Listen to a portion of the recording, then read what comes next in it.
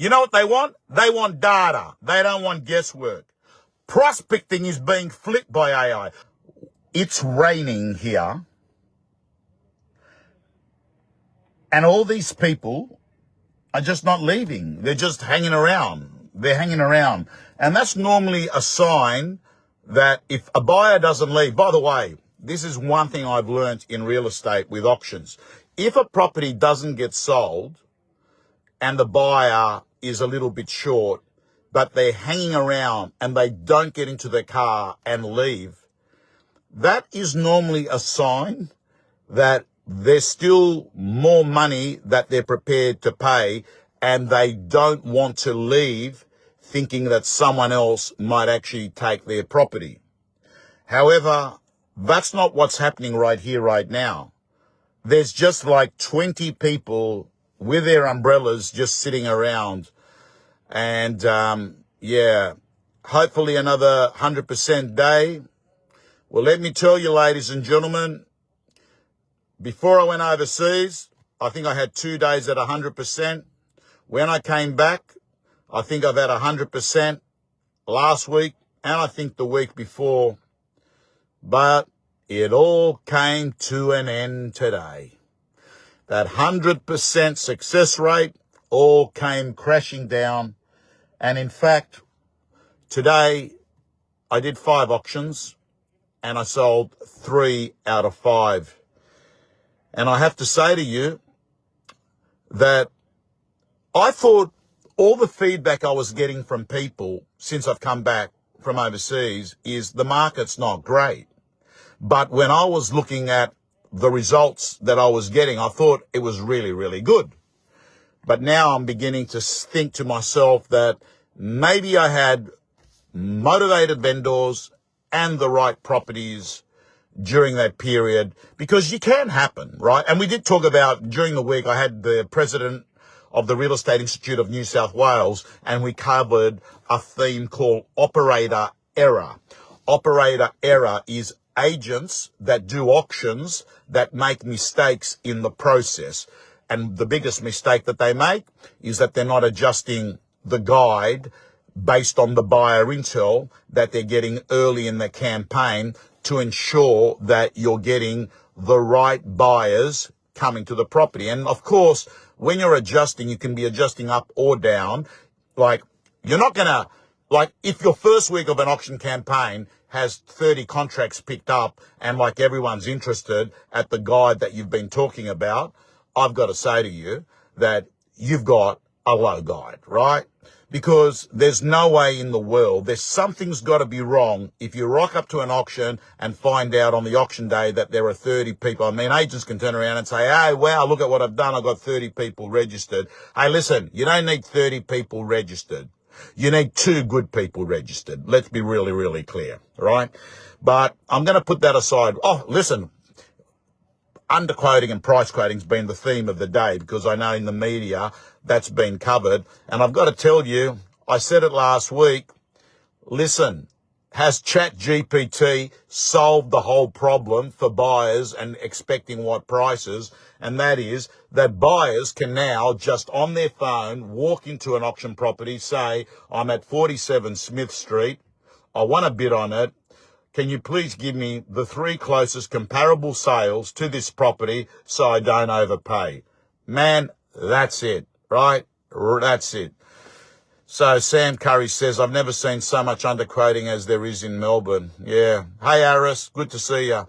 I've got to tell you, Sam, apparently in the press, Sydney's the capital of underquoting. But I've got to tell you, on the AI front, think about this for one moment. This ain't happening in 3 months. This is happening right now. Buyer search is here. A buyer can quickly just go onto ChatGPT and say, give me all homes in the inner west under 2.5 million that are close to schools. It's become so much easier for a buyer. Do you understand that? Buyer search has begun, right? Buyer search has begun. And I don't know what's going to end up panning out with this. I mean, I've got real estate agents that are telling me that they think that they're going to be putting properties before they even launch putting it on their websites, thinking that buyers can actually get access to them before going to the big portals, right? There are what's this guy doing? Like this guy, I can't believe it. He's got all the space in the world and he's about to smash a car. It's a real estate agent. Just go. Okay. So buyer search is here. You want to talk about the next thing? Pricing is being fact-checked. Vendors are using ChatGPT to challenge price guides. You know what they want? They want data. They don't want guesswork. Prospecting is being flipped by AI. I mean, I don't know whether it's just real estate. This AI is just perfectly built for our industry. But I've got good news for you. AI won't replace you if you're a real estate agent here. But I'm letting you know it's going to replace an agent who relies on not using AI. That's what's going to happen, right? Buyer search, ChatGPT. No one is making Tom Panos redundant, says Sam.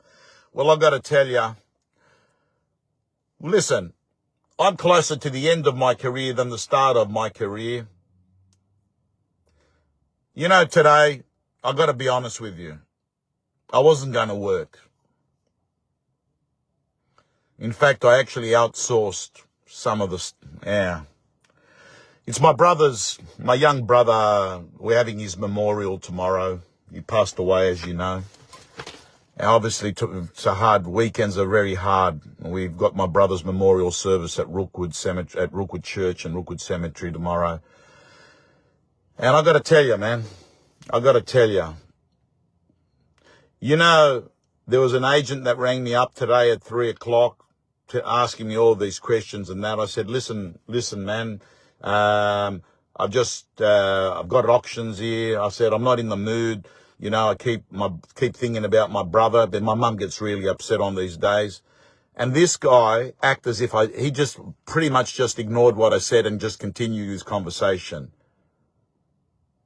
I'm going to block that guy. How shallow. Anyway, next, you know what else AI is doing?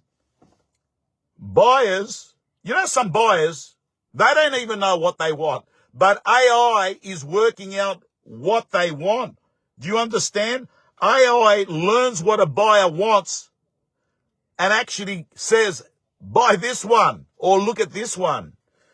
I showed up today. That's right, Sam. That's what matters. Clients are getting smarter. Sellers are becoming AI savvy. And this is fantastic because as far as I'm concerned, an educated buyer and an educated seller means that we've got more transparent conditions. And I'm absolutely over the moon with ChatGPT. And I'm also letting you know, I think 5.0 ChatGPT is coming out next week. Big week. We've got the Reserve Bank, which is meeting, and up until today, I've started to think to myself that maybe they shouldn't actually take rates down because having 4 weeks where 100% is being sold was saying to me that, man, if rates go down again, things are just going to go ballistic. But after seeing today and after talking to some other colleague auctioneers, I actually realized the market is not as good as what I thought. It's not bad.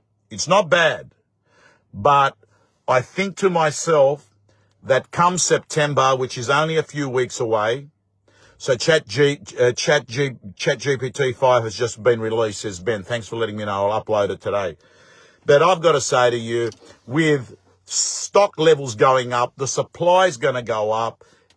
It's probably good that rates go down, and I think the odds are that they will go down because take real estate aside, general cost of living and economy is really, really hard.